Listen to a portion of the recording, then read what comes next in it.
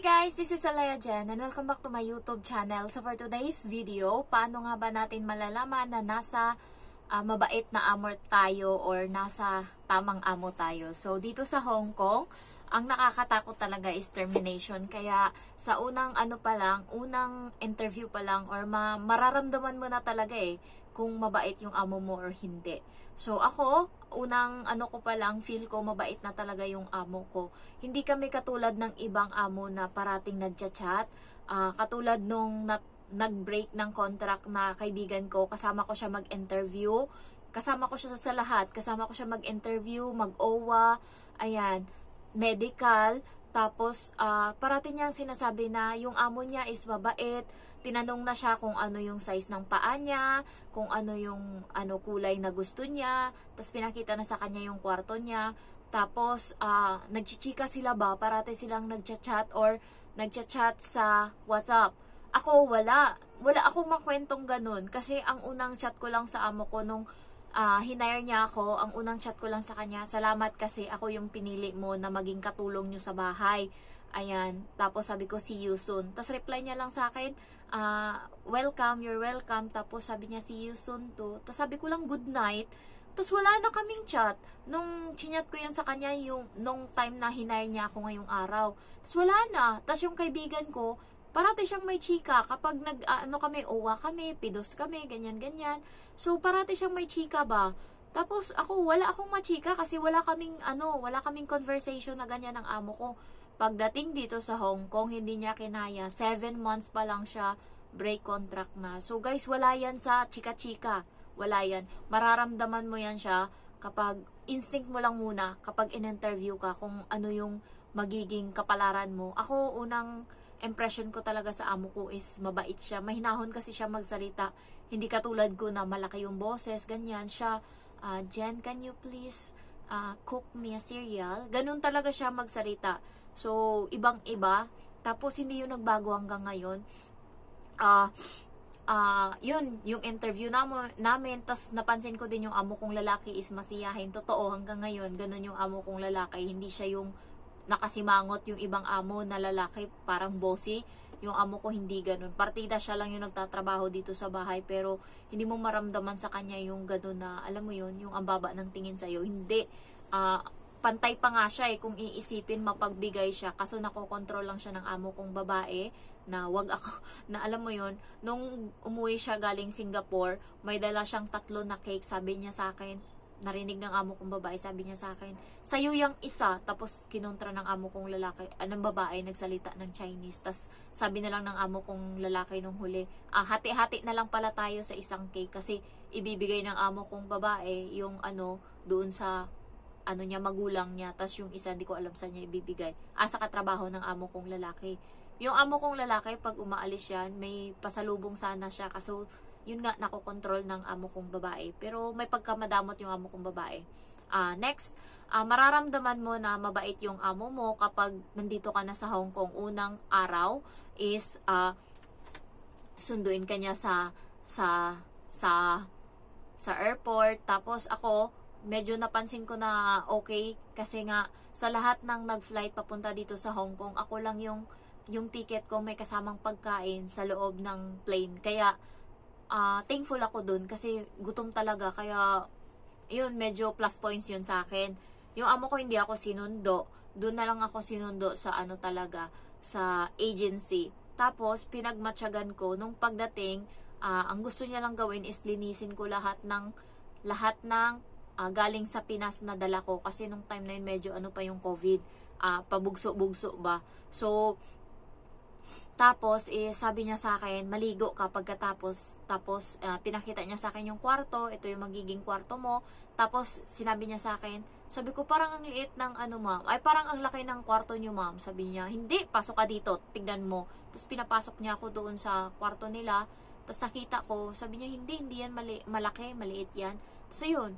Tapos, sabi niya, pagkatapos mo maligo, binigyan niya ako ng noodles. Sabi niya, ito muna yung kainin mo ngayon kasi nga doon ako kakain ng hapunan sa grandma. Ayan, sabi niya ganun, kasama yung bata tsaka yung amo mong lalaki.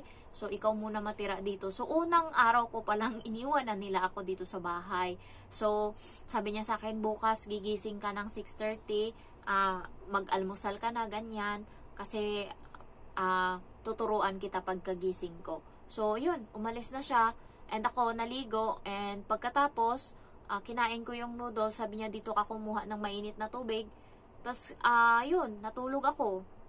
Plus points yun guys pag pinatulog ka. Yung iba, plus points kapag pagdating mo is, dinala ka sa restaurant ba, pinakain ka.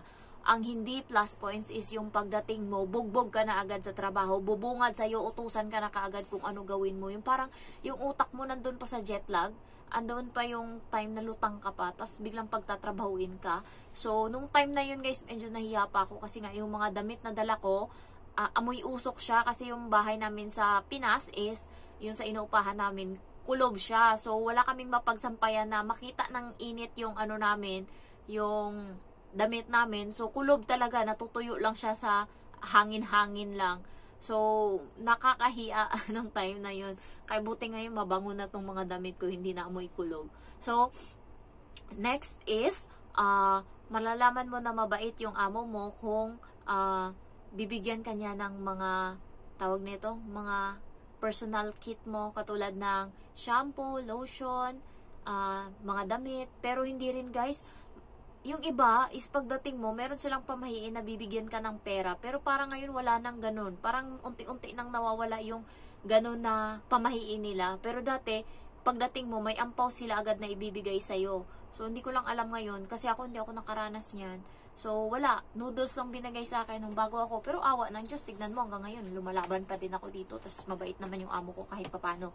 So, next is, malalaman mo na mabait yung amo mo kung pagagamitin ka niya ng washing, and then alam mo yon, yung mga ano nila is sinishare nila sa'yo, tapos papakainin ka nila sa mesa kung saan sila kumakain, plus points yon. Kasi nga dito sa Hong Kong guys, yung dining table, especially kapag kasama ka nilang kumain sa gabi, yun kasi yung pinaka-importante na pagkain sa kanila, na hapuna, na time, yung dinner, and sabay-sabayan sila lahat kakain. Parang yun na yung pinaka-importanting meal sa buong araw, yung dinner talaga. Doon, maraming pagkain, doon, sabay-sabay silang kakain, ganyan. So, kapag sinama ka dyan sa pagkain na yan, matuwa ka kasi ibig sabihin, hindi choosy yung amo mo.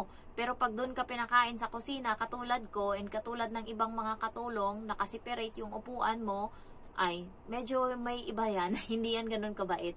Next is, mabait yung amo mo kung,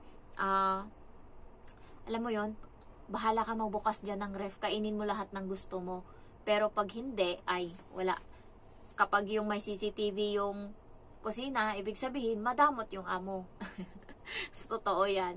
So, next is, maano mo na mabait yung amo mo kung pagdating is, alam mo yung i-offer sa'yo yung kung ano yung gusto mo, ganyan, ano yung ano mo. Pero pag binigyan ka kaagad ng listahan ng dapat mong gawin, medyo stricto yung amo mo.